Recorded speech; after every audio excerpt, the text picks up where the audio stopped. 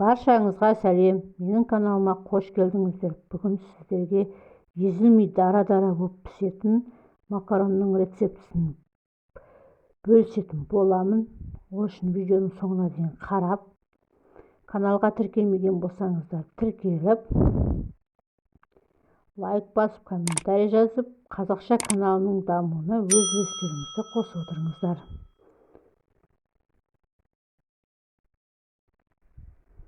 Видеоның соңына дейін қарап, міндетті түрде жасаңыз жеңіздер.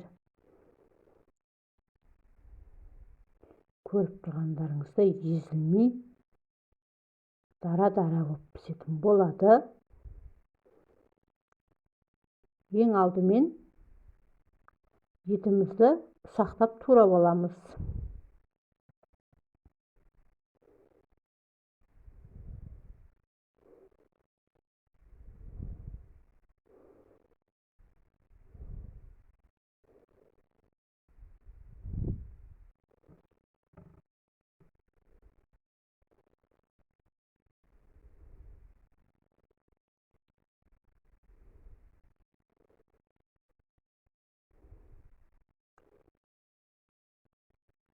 Енді кезекті табағымызды қыздырып,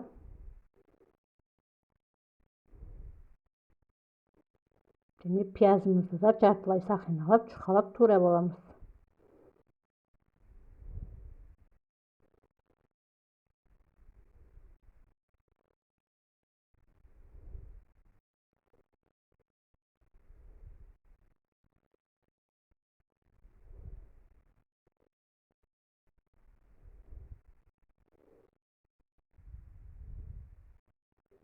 Етімізді жақсылап жуып аламыз. Енді қызып тұрған табағымызға сұйық майымызды құйып,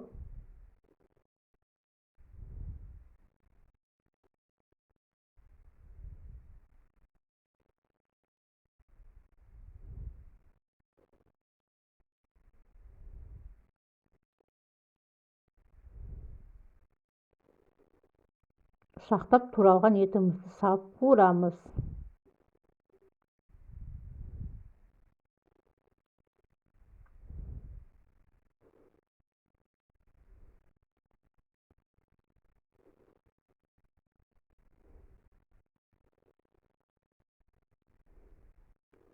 Жақсылап осындай араластырып, қызарғанша қуырып аламыз.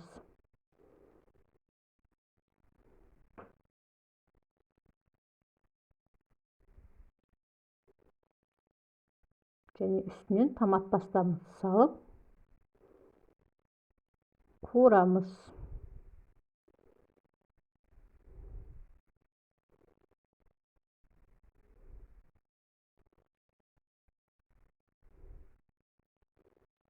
Енді кезекте пиязымызды да салып қызартып қуырып аламыз.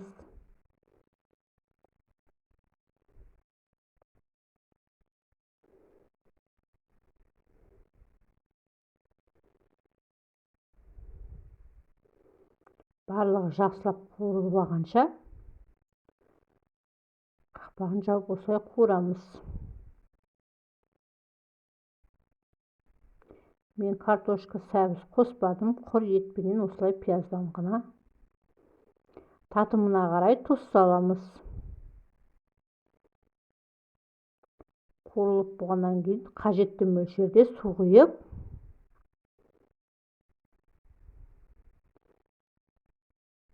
астын қайнатып аламыз.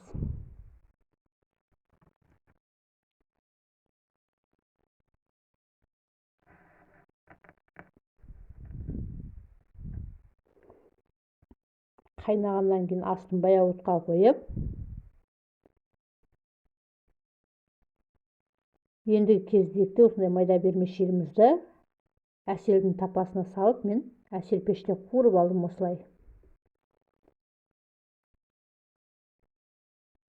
Бағанағы етімізді піскенше қайнатып, үстінен жаңа қуырылған макаронымызды саламыз.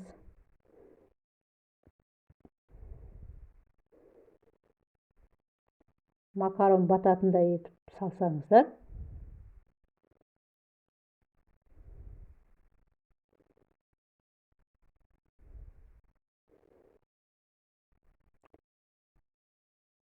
Енді татымына қарай бульон қоссаңыздар болады, өз еріктеріңізде.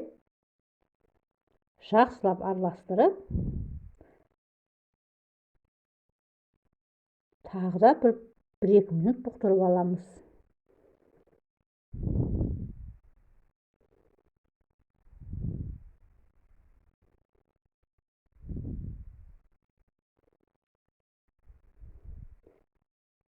Мінекей біздің макаронымыз дайын болды.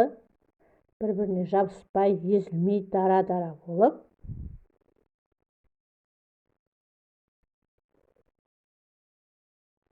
Әдемі жұмсақ болып шықты. Сіздер де міндетті түрде жасап көріңіздер осылай.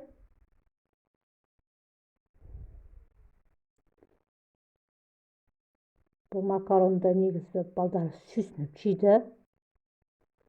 Сондықтан сәбіз, картошка қосудың қажеті жоқ.